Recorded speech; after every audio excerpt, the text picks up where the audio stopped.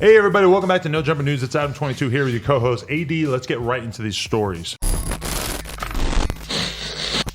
So first things first, Quando Rondo was tuned into the versus battle between Young Jeezy and Gucci Mane with 1.8 million other viewers, and he chose to break his silence, writing "Free Lil Tim" in the stream's comments, advocating for his release. Over the past few weeks, Quando has stayed silent and has not addressed anything since King Von's passing. He proceeded, responding to the fatal shooting on a new song titled "End of Story," rapping about the night that Timothy Leaks opened fire and killed King Von outside an Atlanta hookah lounge. Blood on your brother on the ground. Go and pick your mans up. Damn right we scream in self-defense. He shouldn't have never put his hands on me. Look at the footage. That's all the evidence. See, them pussy people shouldn't have ran up on me. Who the fuck said that I was hiding? I'm still riding around with them bands on me. 600 Breezy, who has been very vocal about protecting King Von's legacy, took to his Instagram story and told Quando Rondo to stop canceling shows and perform that song. TMZ previously reported that Quando Rondo was not under investigation and is said to feel extremely bad about what happened that night, but his recent efforts prove otherwise. All right, so it's kind of interesting seeing how this is playing out with Quando Rondo, trying to figure out, how he's going to continue to represent himself after being involved with something that obviously has the hip-hop world so upset. What do you think about this? He's riding for his boy in the comments of the versus battle, which, again, you're supposed to do. He dropped the song, which I guess probably shouldn't be that surprising.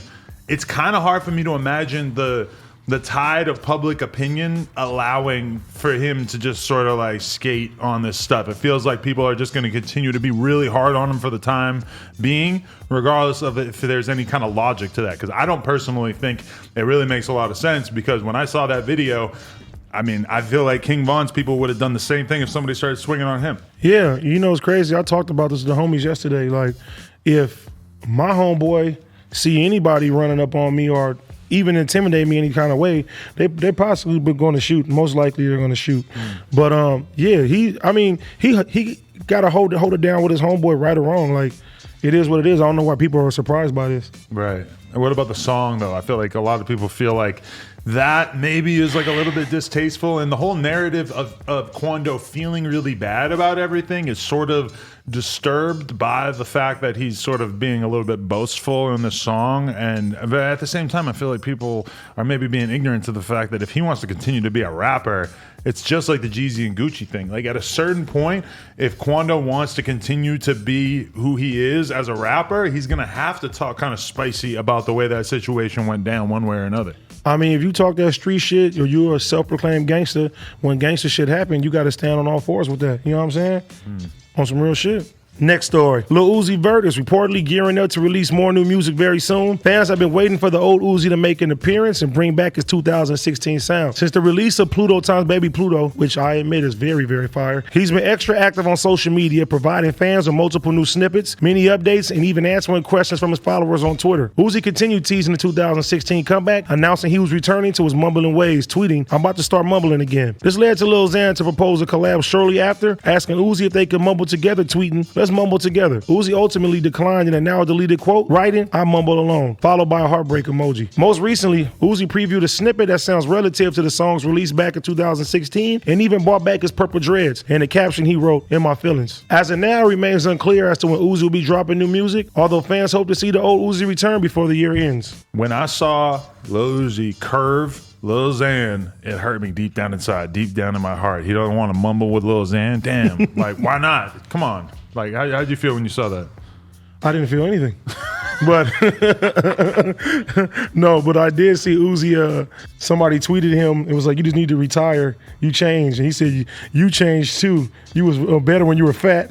That was super funny that he actually bothered to click through the shit. The dude's pinned tweet was him showing off his body transformation, and Uzi just gonna make him feel bad about it. Like, you looked hotter when you were fat. That shit was hilarious. But I don't know, like, I'm gonna be honest with you, like, me becoming a dad, it's kind of messed up my hip hop fandom because I still haven't even listened to the Future and Uzi project. Fire. You love it. Fire. Damn, all right, I'm super out of the loop right now. The deluxe version too, fire. God damn, everything I have a deluxe these days, huh? More music. I'm out here listening to podcasts and shit. I'm not listening to fucking the new hot albums. I'm starting to feel like a loser. You think this dad shit's not for me? I think you have a dad bod.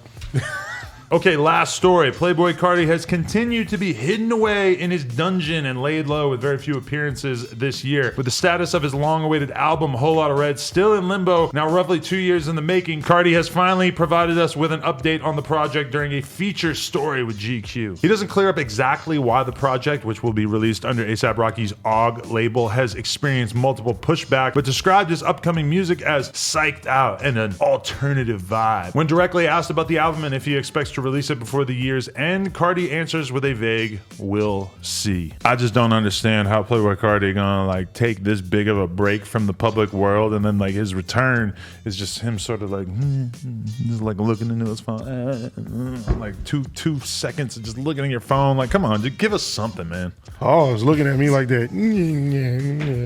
That's how I feel. He's looking at the phone. It's just like, I mean, he's not even making any noises, but that's how I feel it in my head. Is there any part of you that's excited for this album?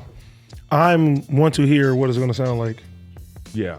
Like my little brother is a Playboi Carti stan, and he assures me that he's about to come with that heat.